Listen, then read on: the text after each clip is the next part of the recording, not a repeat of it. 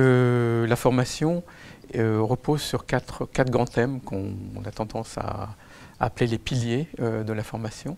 Et ces 4 piliers sont respectivement le climat.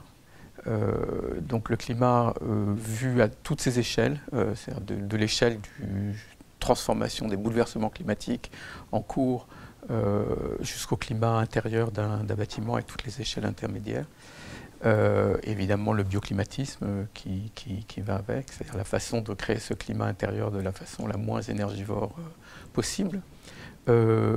Ensuite, il y a la question de l'énergie, et à nouveau à toutes les échelles, son utilisation mais aussi sa récolte. Et donc, question qui est évidemment très fortement liée en raison de l'importance encore forte des énergies fossiles à celle du carbone. Le troisième pilier est donc celui de la matière et des matériaux, à la fois parce que notre époque est celle de l'épuisement des matériaux, et puis également parce que notre héritage est celui d'une civilisation et d'une culture industrielle qui fait que ces matériaux sont eux-mêmes, génèrent eux-mêmes de grandes consommations énergétiques et de grandes émissions carbone.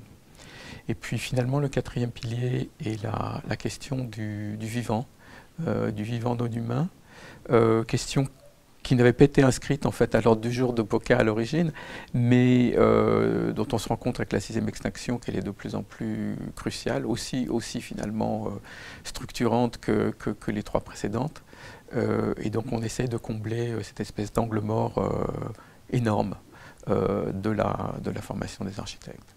Alors peut-être ce que je devrais rajouter aussi sur ces sujets, c'est qu'on essaye de trouver une sorte d'équilibre dans la façon dont tous ces sujets sont abordés entre plusieurs extrêmes. J'en vois 2 ou 3 au moins. Le premier, c'est la question de l'échelle, c'est-à-dire qu'on s'est souvent rendu compte que quelle que soit l'échelle à laquelle on aborde un problème, en fait, il faut regarder les échelles qui s'emboîtent avec l'échelle à laquelle on la regardait, soit en plus vaste, soit en plus petit.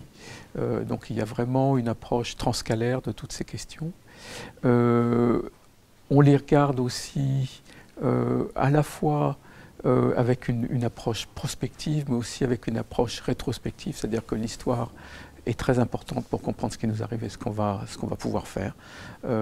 Et peut-être que cette dernière remarque finalement renvoie à l'espèce de discipline à laquelle on s'est forcé de créer dans chacun de ces domaines un cours qui relèverait plutôt plus des sciences dures et un autre qui relèverait plus des sciences humaines. Alors, bien sûr, c'est à nuancer, mais c'est un petit peu l'idée d'équilibrer science et conscience dans ces sujets.